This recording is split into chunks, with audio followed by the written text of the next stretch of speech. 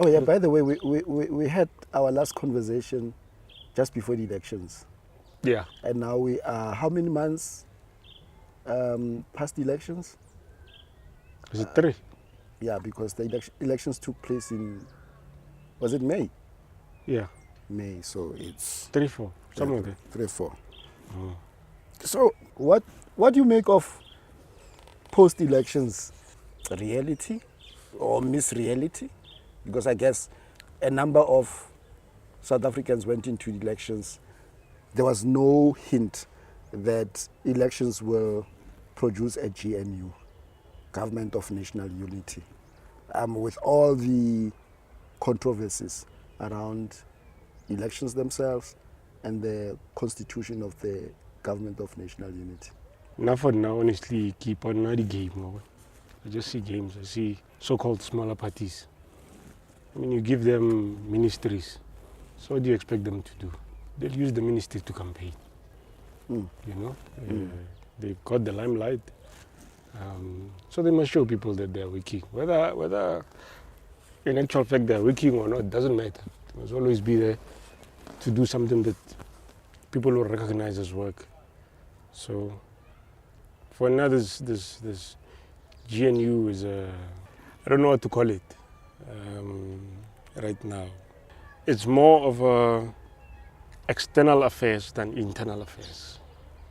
You know, but nonetheless, even if it was not GNU, whoever is ruling, I don't think their heart is with the people. So, what do you do when you have 40% of the votes? What do you do? If you go back to your old agenda of nationalizing, what do they call that thing? They're going to put you under sanctions. So what do you do? How do you play the game? You know? For me, GNU is an opportunity for us on the ground, you know, to form, which is what our ancestors were able to do. These days, when we talk about ancestors, we are talking about spirits. So our ancestors were able to form nations, not just one. We are not one nation by any means. People always like to take us back to, hey, you know, we were one somewhere up there in, what do they call it, East Africa, West Africa, somewhere there. But actually, that was a formation there. People came here and they created new formations. I think this gives us, average people, to gather and look for alternatives, strategies, solutions of how can we come together, how can we create a center, how can we form something, you know. Today when someone says, I'm Zulu, you can identify that with Shaka, you know, because he at some point was emperor and formed this in its large form, because Zulu's always been there. You know, these people were able to form a center. We don't have a center right now. That's why we're like, no, Government of National Unity. It's a government. Why do we want to call it national unity? Are we not united? Well, I guess it speaks to, by and large, how government, it's a rule by public relations. So you can make promises knowing that you're not going to deliver on those promises. You know, it's in the spur of the moment, you know, and people get easily sold to the spur of the moment. And I think what that speaks to, we don't have, maybe very few of our people, yeah, well, somebody said, our people. You know, Is it we own people? You own people. Well, I guess it's a figure of speech. I guess what, you know, why people are easily taken on promises, even when quite a number of them are aware that these promises, you know, are nothing new, you know, but they still get, you know, taken up by promises that speak to governing by public relations. And that begs the question, why? You know, I mean, 30 years down the line, that's a whole generation. And that generation has birthed, you know, generations of young people whose future should actually be drawing from the older generation, but what is there for the younger generation to draw from? You know, Yeah. our history and what people lived, gave their lives, you know, for, has become whimsical, like, you know, trivial. You know, I mean, we look at individual successes, and those should pave, you know, aspiration for a number of people. But what is the basis of their success, and why should their success be the basis for, you know, a collective aspiration of a people who are completely out of sync with the basis of individual successes? What is success, you know, in the context of where our people find, where we find ourselves? You know, what is the basis for success? Is it when I have a bank account worth millions and I drive a Ferrari or a Lamborghini, or maybe at the least a BMW or a Mercedes Benz? I take my children to a white-owned private school.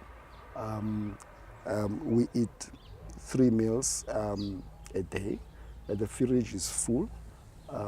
What is that in the midst of destitution? Is it really success? Or are we talking about individualism, a refined, you know, acceptance of individualism?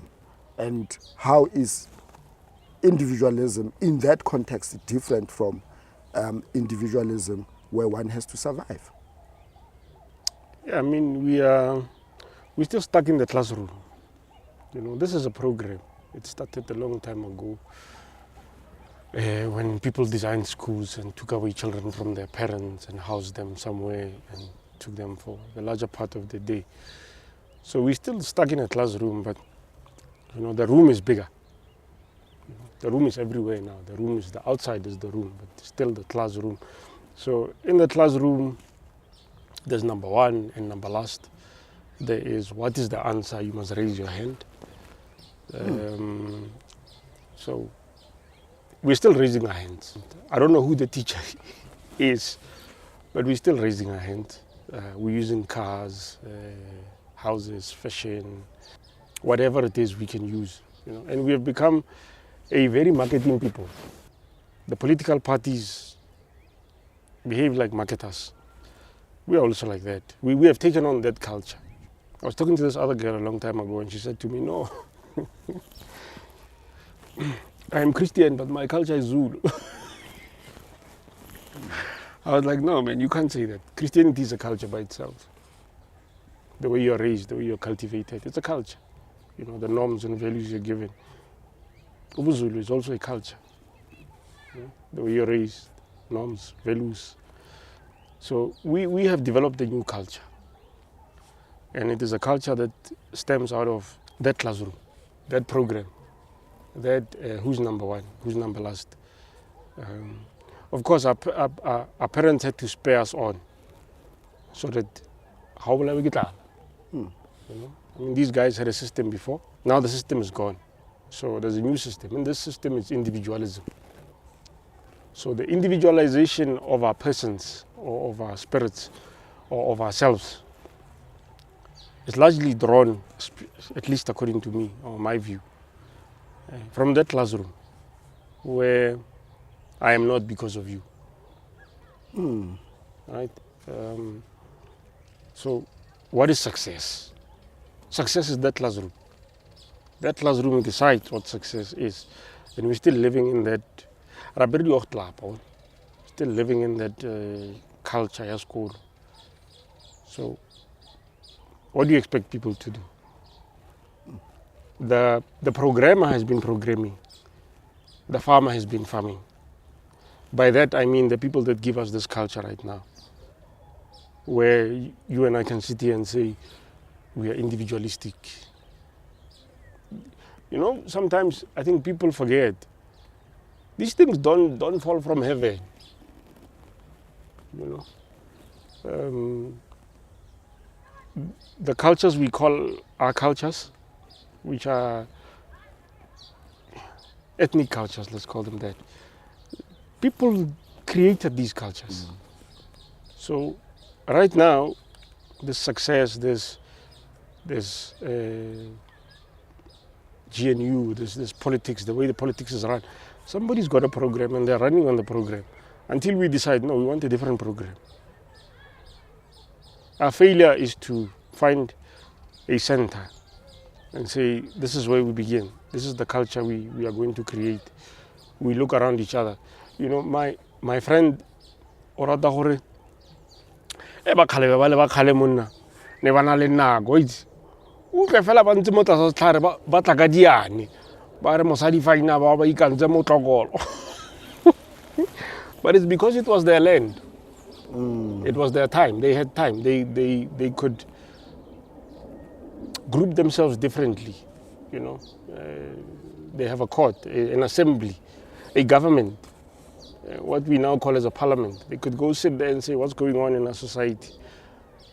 More fukela guy, and then they say, oh, if this thing is prevalent, then okay, let's learn something out of it. Then they come up with a proverb. So our problem is that, you know, it's called government of national unity. Obviously shows you we're not united. Yeah. You know? And there's this thing we don't want to talk about, the fact that we are actually not, we can call ourselves one people, as we say. But because culture is created, we've created separatism ourselves. We've got different norms and values. Yes, there can be similarities. So if right now we want to create this actual government of national unity, we've got to go find a center as Batu, not these marketers. You know, these marketers masquerading as politicians. We've got to find a center and say, okay, where do we start? What do we create? What is success? Do we want individualism? If we want individualism, how do we handle individualism? Yeah, because I mean the sad part of individualism is that it's it's in many ways an exploitation of the other. Like you say, you know, we still raise hands, but we raise hands in different forms now. Yeah. So if I can take advantage of you for my own expediency, so to speak, then I'm successful. Of course. Right? And that speaks to the layers of corruption. You know, I mean, oftentimes when people talk about corruption, one finger is pointing at corruption, but three fingers are pointing at your complicity in corruption. You know, Yeah. I mean, there are basic things that should speak to, you know, being human. Sure. You know, am I mindful in my speech? You know, am I mindful in my conduct? I mean, I don't put like awula sweets, unwrapping a sweet and throwing a paper on the ground. And there's nothing that says, but this is wrong. And not only that, of that individual, but 10 other individuals around there, you know, it would be one or two that actually, you know, express discomfort at witnessing that. But the rest of them, it's normal, you know, to the extent that, you know, even if you were to raise, you know, an awareness, but this is not really how humans... Littering is not on. Littering is not on. And a person will retort and say, but I'm creating a job. Oh, wow. Okay, fine. And that manner of, you know, responding to abnormality in a way that perpetuates abnormality, it speaks to a level of corruption at the soul. Yeah. It's a level of corruption at the soul, because what it speaks to is that when I do wrong, you know, my conduct at doing wrong can be condoned. Okay. Where will then self-correction come from? Because it's got to come from one, your conscience. I'm reminded by people's reaction to my conduct that what I'm doing is wrong. Mm-hmm. Your conscience should be able to speak back to you, because people are reminding you No, it is not right what you are doing. But that as it may be, when I push back by justifying wrong with another wrong, Sure.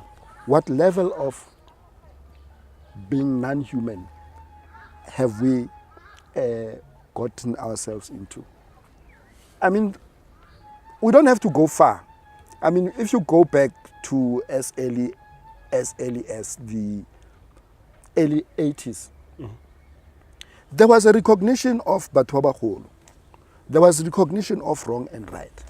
There was recognition of, I don't know, therefore I must go and find out, right? All of those elements of recognizing, of self-reflection and introspection, they are gone,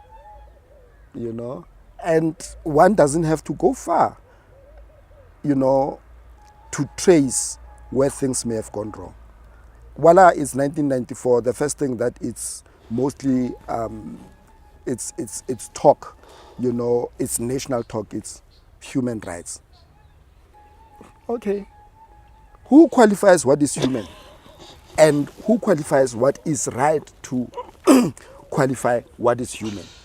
Right? First, children's rights over parental responsibilities. And are we surprised when those who have lived longer cannot express a misgiving on something that it's given justification on the basis of, I have rights. You are a child, so you know more, you've lived longer to know more what is wrong from right without any reference to people who have lived longer, who have experienced more. Yeah. So where is your learning, right?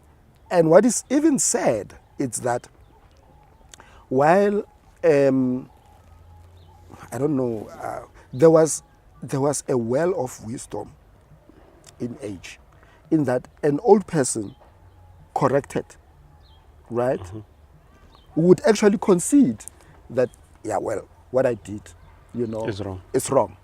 To such an extent that I know more, in a puo mo batho ba bagolo re tlhogo putso a ithuta go tlhogontsho tlhogontsho ithuta go tlhogo putso. And there was exactly, and there was depth of wisdom right there, because ngwana a ka belegwa mara ana all the signs that speak to a higher responsibility, that the older generation must be present to monitor it, support that growth, and learn from it.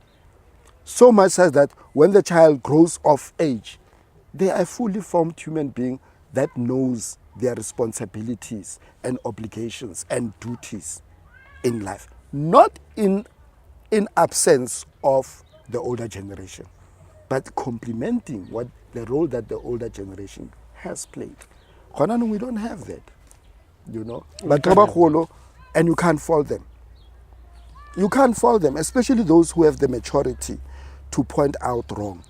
They've had to resign to silence. Of course. They have been silenced by the policymaker. But they've been silenced by the policymakers and legislators. Then it begs the question, whose law is this? So when there's often a reference, the rule of law. The rule of whose law? Yeah, I mean, at least lately there are people who are in parliament or in the political spaces who will speak bluntly about whose laws we are adhering to. Roman Dutch law. So it seems as if the programmer has decided that we are to follow things outside of ourselves or outside of our land. And whoever is in agreement with the programmer has decided to adhere to that and push for that. So, you know how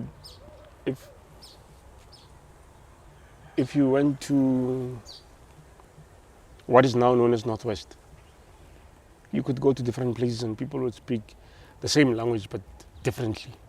And then if they wanted, they could have different laws, which is what we call cultures, right? But those guys understood that they create the law. The law does not come from somewhere. You know? Unless if you've got, you're using occult, using occult and people don't really understand. They just think, oh, the king or the chief. Never really had a king here. But yeah, the king or the chief, as he says we must do. One of my cousins told me that my grandfather used to go to what they call the tribal court these days, court. And then the Khosi would come around and try and give them direction and say, no, this is what we're going to do. So he was standing Khosan and he would say to the Khosi, no, we're not taking that direction. You and I are not at liberty to do that right now. You know, we can't. And partly it's because Hona no ribos ko. So why must Roman Dutch law not apply when we have been Europeanized? You know, go back to success. Success now it's a European idea. You know, before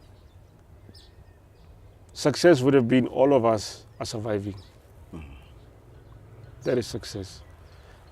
Okay, the thing that people talk about and say it's Ubuntu. But I think partly it's because we have given a lot to political parties. We've given a lot. We have given a lot to them to the extent where we are not aware that they are coming up with their own programs. They're coming up with their own ideas. Many of the signed bills and laws in the country, we don't know. Because it shows you did not create this thing. There isn't someone who represents you, who comes and tells you what this thing says, what it means. You just hear things in the media. So how can we not have Roman Dutch law? How can we not be westernized, Europeanized? When the people who are advocating for these ideas or these laws don't come to us. And many parties will tell you, no, join the party. When you get there, it's a different dynamic. You will be easily silenced. So let's go back to GNU a bit. For me, it's chaos. It's chaos. We don't know who's who. You're like, okay, that 40% guy and that 20%. Oh, that guy got 200,000 seats. Oh, he's a minister. Oh, this one. Oh, okay. So in this chaos, if we were to try and form something, because people are still thinking next elections they will win, but the number of voters keeps going down. So it's an opportunity, you know. The Chinese would say in every crisis there's an opportunity. It's an opportunity for us to find ways to create communities that function. But we are not created that way because of the program. The program is individualistic. It's funny, we are talking about this Mokredo. And apparently he's got structures there where he talks about at some point people will be pointing at each other and laughing at each other's genitals, the size of each other's genitals. We are doing that. That's what the culture has become. Who's bigger, who's smaller, who's got, who doesn't have. And is it really worth it? Is it really worth calling it a culture? Because this is degeneracy. Because culture assumes, you know,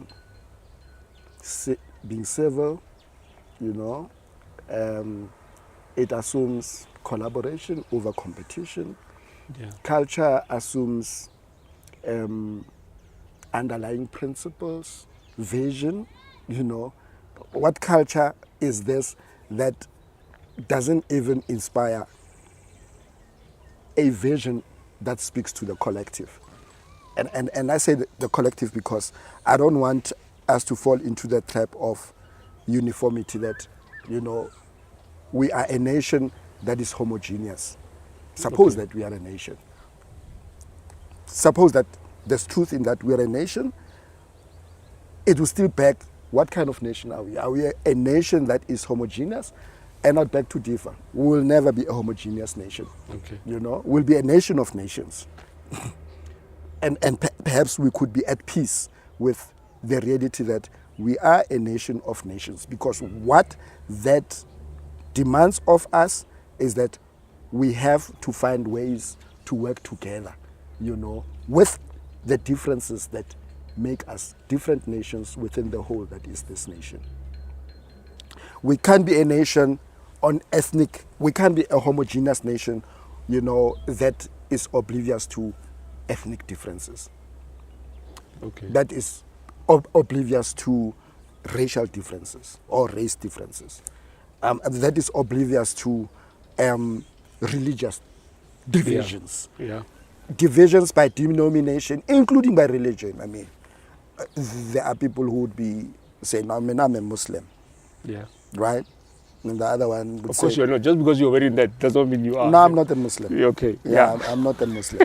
And it's very interesting that some of the, you know, dress codes are associated with a religion that has appropriated dress codes that existed pre the religion.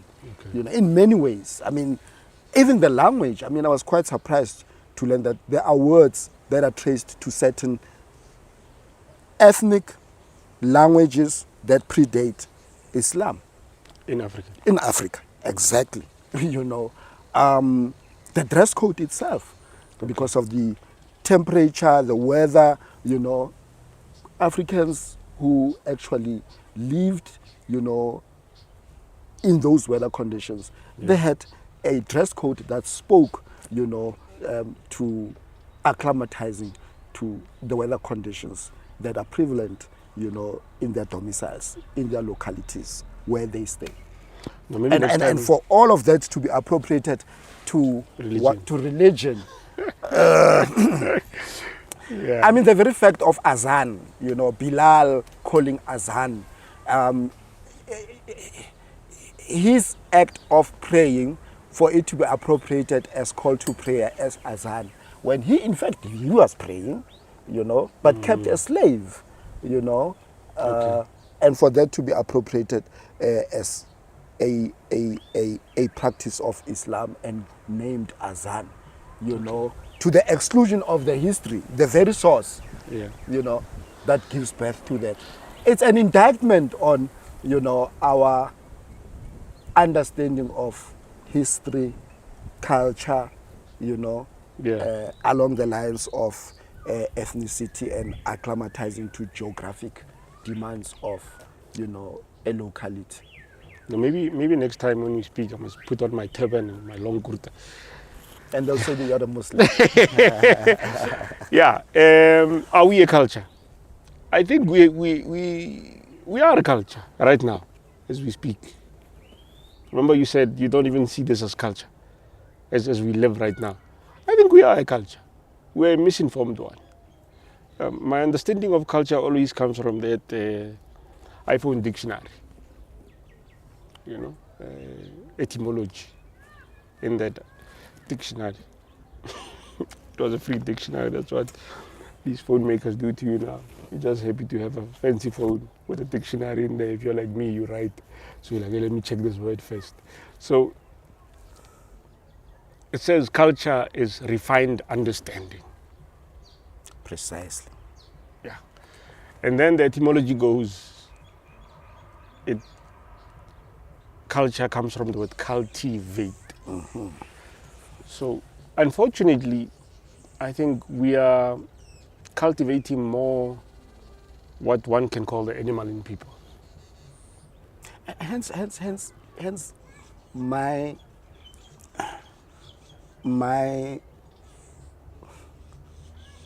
stance on the use of the word culture. Yeah. It shouldn't, right? I mean, culture assumes a cultivation. Yeah. Right? Cultivation by itself, you know, speaks to, you know, intent. Of course. You can't say you are cultivating when there is no intent. Of course. Of course. And you cannot have an intent that is not inspired by a vision. Where do we need to see ourselves? Yeah. Right. So I agree with you. It is a culture. Perhaps maybe it's a misculture, and it would be appropriate to call it a misculture because it's not cultivated by the very people, who are enduring it, who become the carriers of it. Okay. And for me, what would be culture? It must be underpinned by values and principles that favor life. Sure. Right. That see the state in which people are as a state that could be improved upon. Hence, cultivate, a different way of being alive, okay, of relating, of,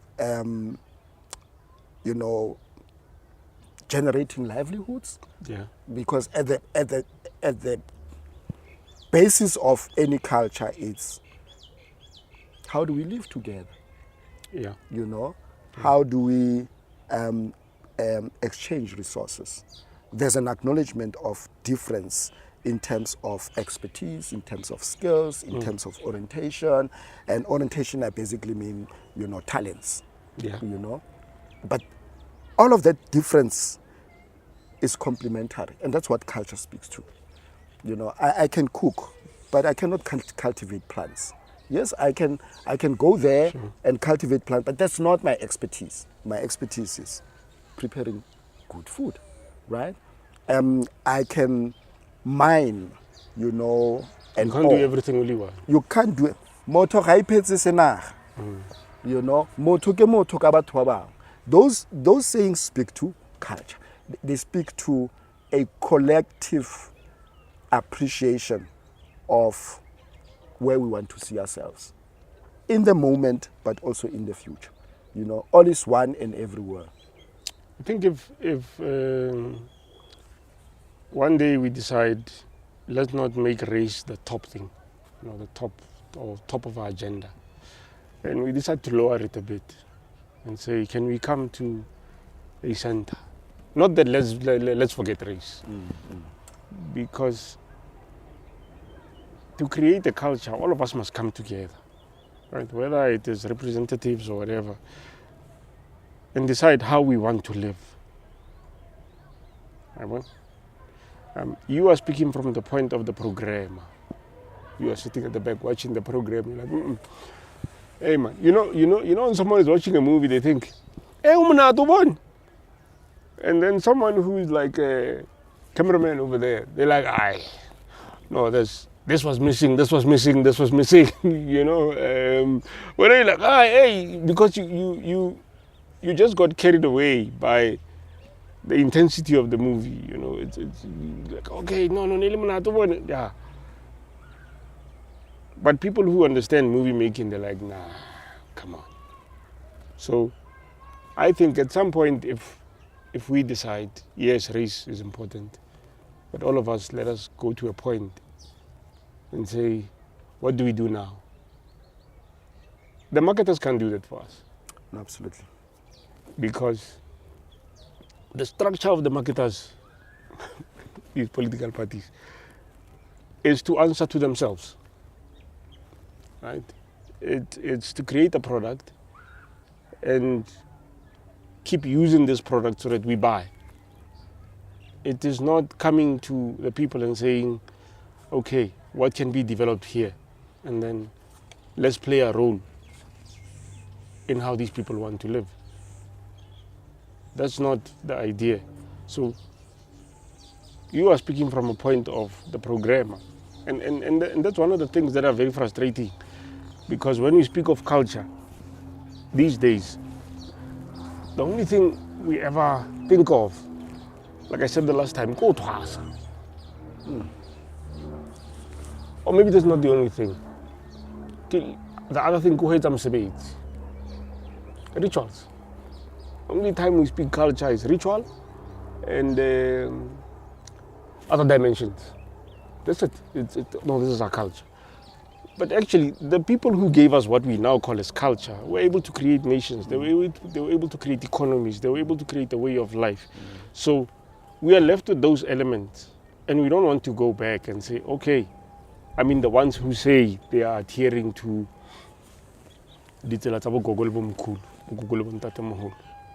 perhaps they must find common ground and say, how do we create an economy? Because the very people to whom they say they are listening to, or whose principles they are adhering to, created these things. Today we call ourselves Botswana, because people decided to split from each other. So le Botswana, because some of them did not want to fight each other. So how is it that right now the ones who are adhering to those old principles cannot create something, no matter how small? I think what so we are misaligned. No, we definitely are misaligned, and I think the misalignment exposes how colonialization and oppression has impacted us. Okay. You know, there are, my younger brother always says, you see, your problem is that you think common sense is common to everyone. And the truth is that common sense is not common to everyone, And what would be common sense is that if we say, this is our culture, right? Common sense would say, how is this culture taking us forward? What in this culture works? What in this culture doesn't work? What do we do with what doesn't work? And how do we advance that which works? Yeah. Common sense, ne? Then you'd be a nation. But it's not as common as one but right now, would think about it. No, the thing is that right now, the people who are creating, who are supposed to create the scenarios you're talking about, at least from my point of view, are giving us Democratic Party American politics. If you look at America will tell you Republicans, Democrats. However they do this thing, they decided to do it that way. But the Republicans will be more family-oriented, patriotism, this. And then, for me, it's funny that also it seems as if South Africans are programmed, I don't know by who, to love Democratic Party president candidates. Right now people are like, Kamala Harris. Like, aye man, what did she say? No, she's black. Like, no matter content. No, she's a woman. Okay, fine, no problem. She's black and she's a woman. Yes, content of it. No, don't even know. No, there's time for this. And even before this, what did they call it? Freedom. South Africans, we have a thing of wanting to mimic Americans, African Americans, who are misplaced in America, by the way. So when it comes to these presidents, for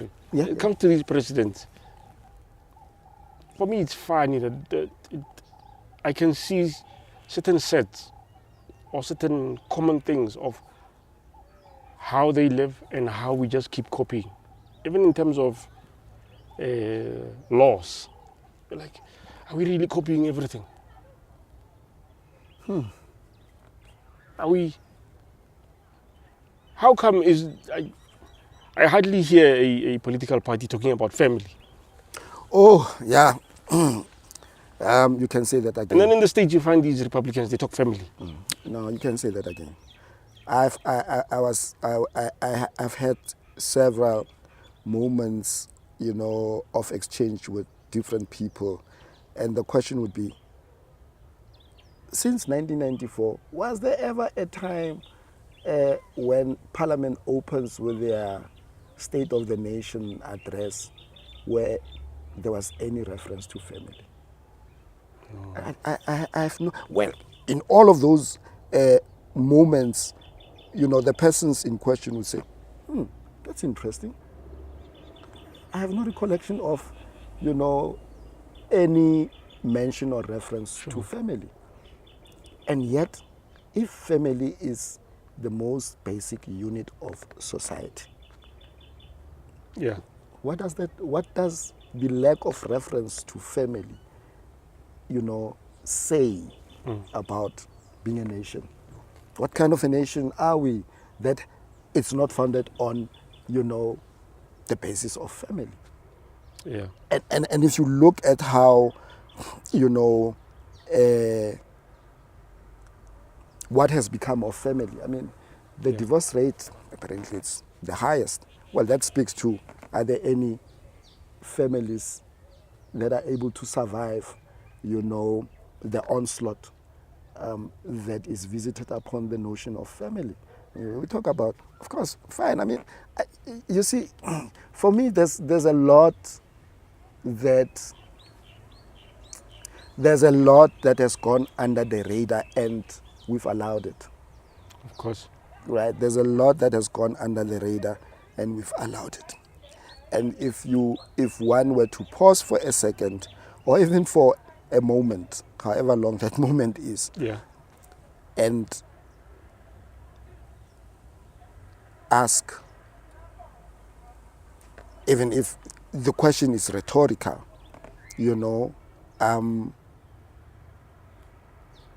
what kind of a nation are we, on whose terms, are we a people? Foreign terms. It certainly is foreign terms. Yeah. But why aren't we engaging with that very reality that most of the things that we are expected to act on, they are foreign to us? I mean, they took away the value of the khotla. Yeah, you said a very profound, insight. You shared a very profound insight in a form of a question. When we came to a moment about 1994, but 1994 was supposed to be, oh man. Yeah, we need to relook at ourselves. What have we been through? And what we've been through is generation. Where are we? Where next do we want to see ourselves? And we didn't have that moment. No. We were given a GNU, and now we are given another one. No, another one. And then it was victory for black people. Now it's loss for black people. And for me, two intervals, two of these intervals, yes. And for me, bear with me for interrupting, because I think this is very important. Are we free? And if we say we are free, how is our freedom different from lawlessness? And hence, when there's always this remark, the rule of law. I mean, are we free, or have we become a lawless people? And therefore the refrain, the rule of law, that refrain, how is it helping us, take a reality check on freedom vis-a-vis lawlessness? So whenever I hear freedom, I think we are free to do what, or we are free from what? Right? That's how I see it. What does it mean? We are free from apartheid, and then what? We are free to do what? Oh no, to roam the streets, and now there's no pass laws, or don't pass. Okay, then do what again? So, this, for me, it looks intentional. That we can't go and sit and like I said, we've killed the khotla.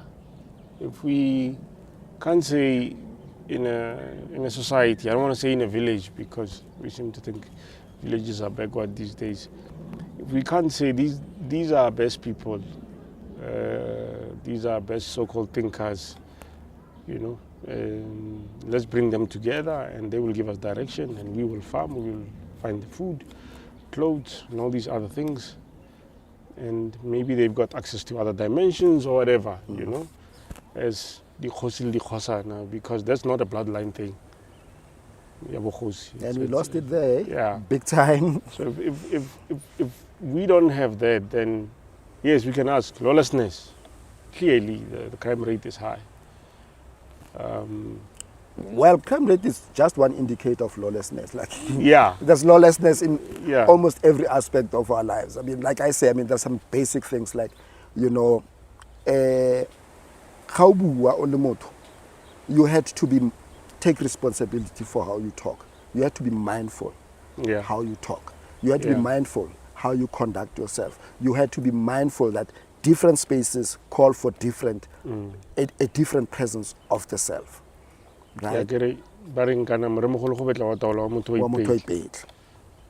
We don't have that anymore. No, we don't.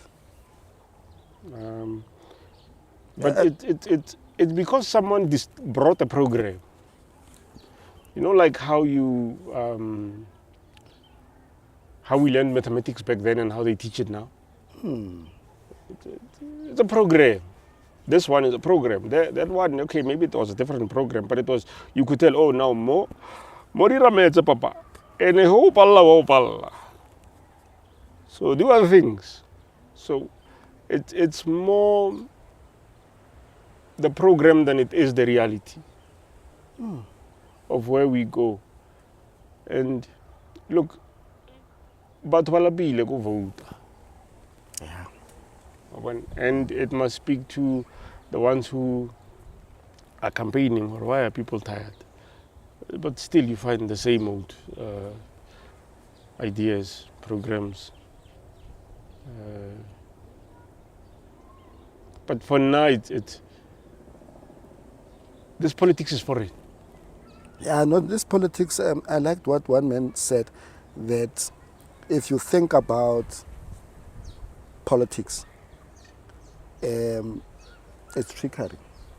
It's setting people against each other.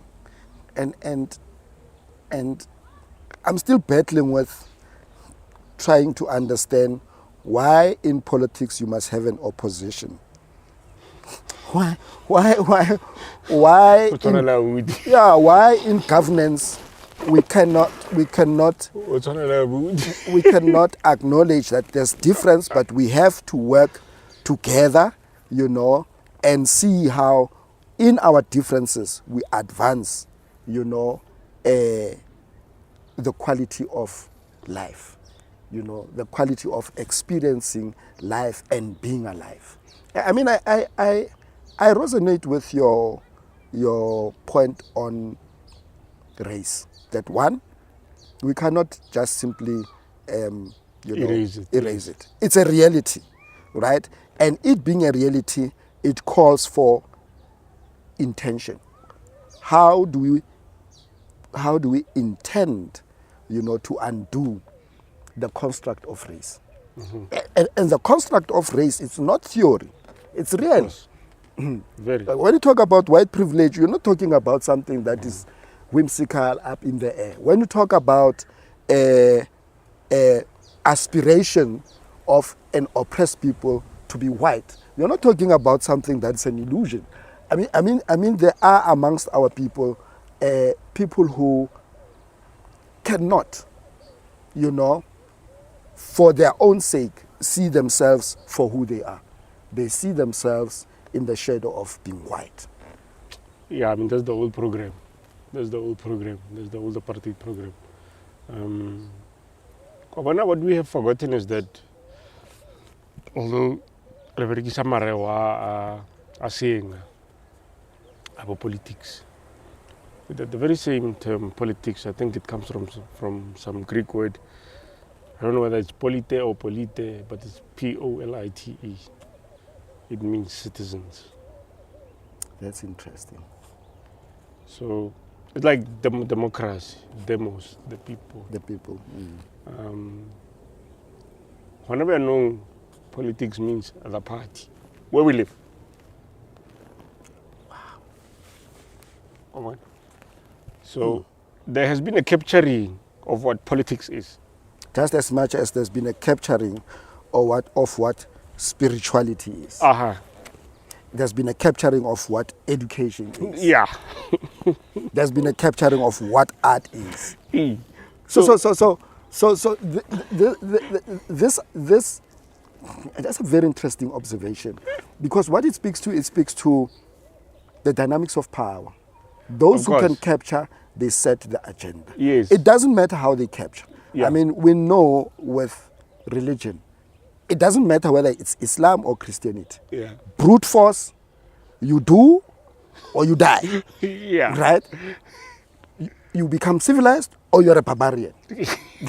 you know, you submit, right? Yeah. Or you die, right? And layered within all of those are certain privileges for submission. Yes. If you submit, then you become civilized. You have access to our learning, and we call it education. You have access to resources, and that is economy.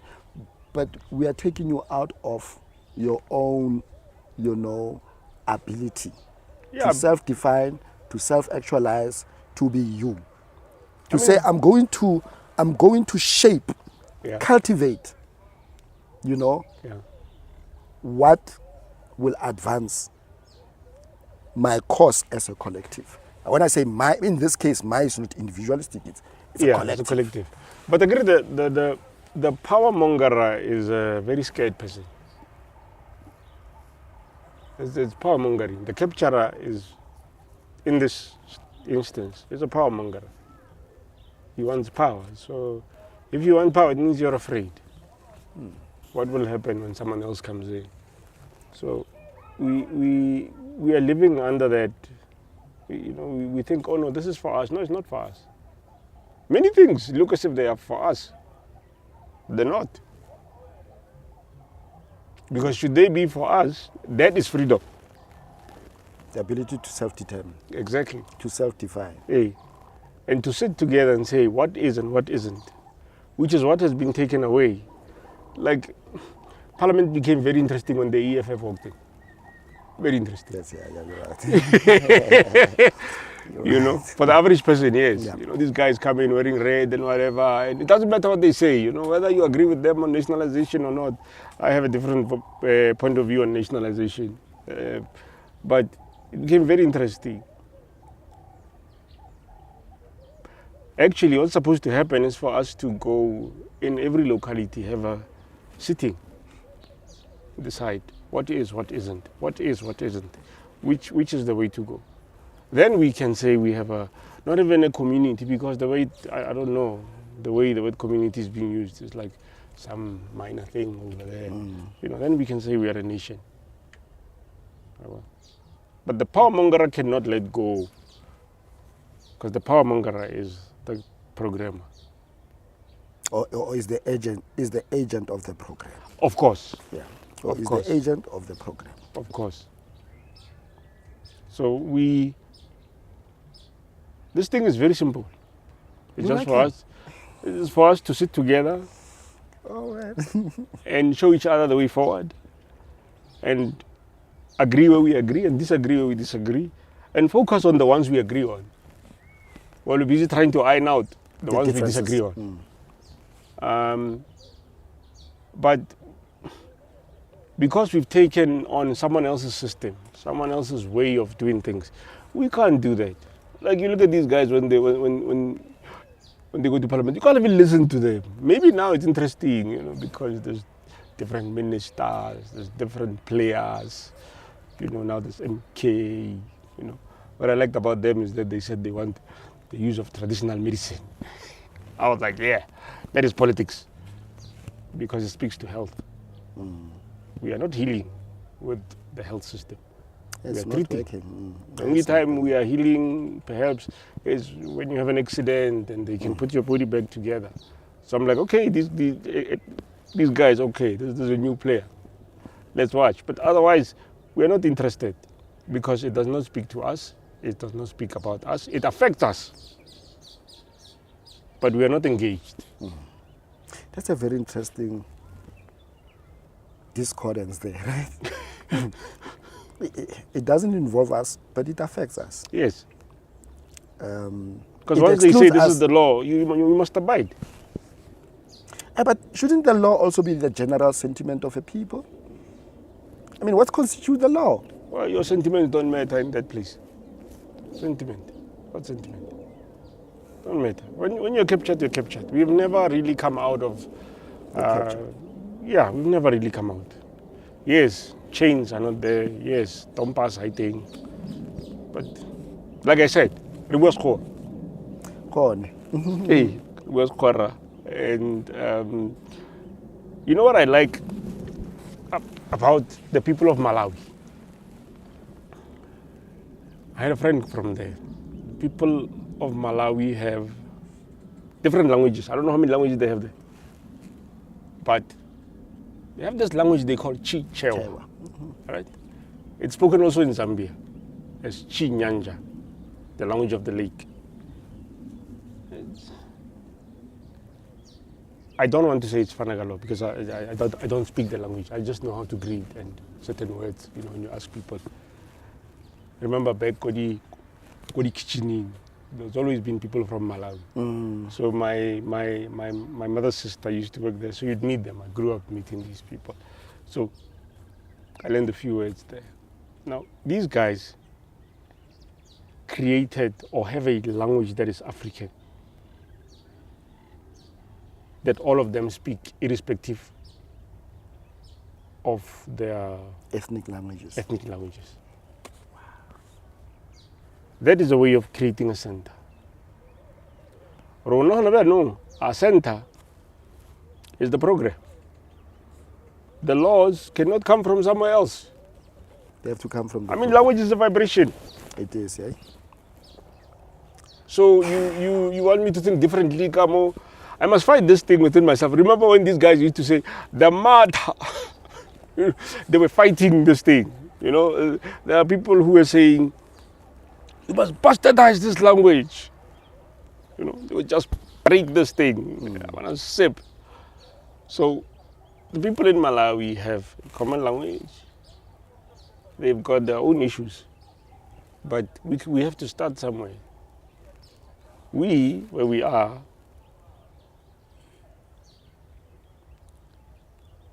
I don't know. I heard these guys say about Kiswahili. Yeah, I'm for that, but I'm not for that because I can read it up. What is a creative language? As if language is well, because now you have to reprogram these kids. When you come to curriculum, just on language in jail, yeah, it's so, it's harrowing. I mean, the distraction that is played on our kids, and to a large extent with the approval of parents, again based on false aspirations. I mean, and I'm quite humbled by people who say the fact that you can speak English, it doesn't make you intelligent. Yes. And it's a truth. Yes. I mean, I tutor, at times these kids, these learners, they bring with English homework. And you realize this is a different culture altogether. It's just on language. It's a different culture altogether. And when you get to language, you realize, bana ba batsebeselo. Mare bana le mafulufulu. They have the enthusiasm of acting as if they know, because they can say and roll the words. I mean, I call it rolling the words, right? But abana there's no self-awareness. Yeah.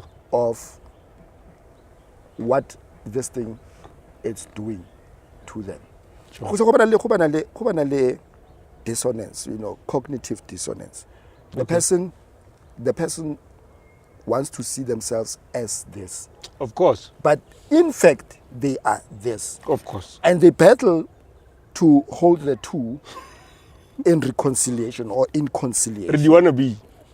What we want to be. And it's more so pronounced when we go into the images and sounds. I mean, you look at the adverts, how, they would frame a marketing advert with images that are completely, out of touch with reality, that the target market, that the market that is targeted,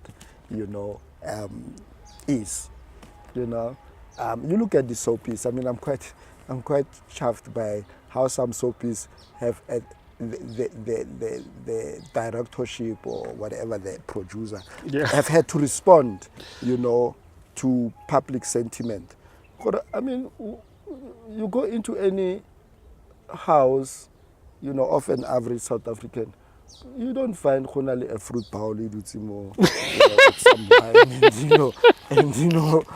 so what reality are you portraying? But that portrayal has a devastating impact, because it speaks to creating aspirations that are not grounded in reality. Of course, it's programming. It is programming. Har bolela ka language ne ke tla bolela ka Pretorian har bolela ka language. There was a time mo batho ba reng ba ipela ka go itse puo. You must know how to speak. And to the extent where they decided no nto kholo ke amolo. So if re palla ke puo ro khona yang go parlamenteng, back to GNU. Anyway, we're still on that. Ro khona yang go parlamenteng, ro khona yang go bala melao e kodileng ka puo ya seng anyway. And then ro khona yang go articulate go re ya kae. So this culture ya gonna e wanna be it's that ability to sit here and say, okay, what memory do I have? Because the body carries memory all this time. But if you come from people that were able to speak,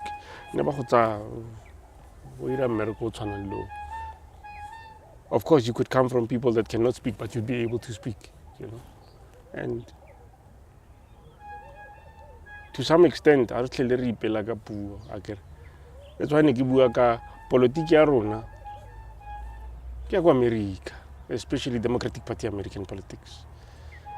It's as black South Africans we are wanna be. So I'm sure bana ba buang ka bona ba buang ka language. Probably they see themselves as Americans, African Americans. I mean, for me, what I find disturbing, the dominant culture that we are fed as the American culture doesn't speak to other emergent cultures of resistance from within the Afro-American and Latino, indigenous American peoples, because those cultures would actually help us understand the dynamic of how oppression, perpetuates itself through politics, religion, and language. It would help us appreciate culture in as much as it's dynamic, it's cultivated. Of course. I mean, imagine a people who were uprooted from everything that is about them. Yeah. And they're still there today. Well, are you talking about Native Americans? I mean, I feel awkward using the reference Native Americans because they had their own identities. They had yes. their own language. They had their own references to themselves, And also, Africans were uprooted and spread all over the Western Hemisphere, including Britain. They are there. And some of them, they've done sterling work. They've invented, they've started institutions, even though some of the institutions were razed to the ground, which speaks to the nature of racism. That racism begs nothing that doesn't submit to it. It begs nothing that doesn't. Who is this? Is it Samora Machel? Samora Machel says, the day you hear praises of me from white people, then you must know I've sold out. Yeah. Something crosses my mind, or maybe I'm offering B. I know I'm going to. But sometimes when I look at these race issues, colonization, I sit there and think probably the first people to be colonized are white people. Because as a colony, if they say you are a colony of someone, it means you can't take decisions for yourself. Meaning you can't think for yourself. Meaning every time you think, you must consult with the colonizer. So you're sitting there and someone decides, okay, who do I colonize first? I think it's sad that sometimes we look at racism as white people, when actually it is the kingdoms that created racism. To further their own agendas somewhere else. Imagine you want an army and you know where you're going. People look different. Different skin. The key word here is imagine. Imagine. Yeah, imagine. Yeah. And how do you rally these forces together? To go fight a war they should not be fighting. To go on a crusade they should not be going on to. What do? They look different. You exploit the difference. You exploit the difference. And that's been the nature of colonization. That's been the nature of colonization. To such an extent that you have people that would refer to as white, who understand how the kingdoms took advantage of their servitude to perpetuate, an exploitation of differences on the basis of other features. Yes. Okay. That's quite, I once was on a flight and I was seated next to a lady, white in appearance. Yeah. And we just connected, hi. And, one thing led to the other in terms of conversation. And I asked her, so what ethnicity are you? Not what nationality, what ethnicity are you? She said, no, I'm Irish. I said, are you aware that the Irish, the Scots, the Welsh, and the Brits were actually taken over and subjugated by the Germanic tribe called the Anglo-Saxons? And she was like, I said, so? I said, yes. When in the British history, so here's where it is interesting. When one speaks of English, right? Often the association with English is culture. Okay. Right? And I know for us, it becomes a little bit tricky because we would then associate English with a people, but English is a culture. Okay. And when the Vikings, that faction of the Vikings that landed on the British shores, right, began to subjugate the Irish, the Scots, the Welsh, and the Brits, and established a kingdom. Yes. What they also did is they co-opted some of the people and knighted them lords. And what lordship meant is that they became the owners of the land, meaning that other people who were one with them before they were knighted, they had to be serfs. That's how you do it. And when it wanted to expand its footprint, this kingdom, right, it took advantage of certain differences to quell the internal conflicts that it created and then it took leverage of the race. Remember, you must remember that the race issue doesn't take form until the 17th century. Okay. Not that there was no appreciation or acknowledgement of differences. And by the way, some of the nobles that were part of these kingdoms, including the Anglo-Saxon kingdom in Britain, were black people. Yes, they were black people. There's a whole episode, not as in cinematographic episode, but a phase in the evolution of, domination and being dominated, where, some of the nobles were black people. So also, I think racism is also, to a certain extent, it's a farce.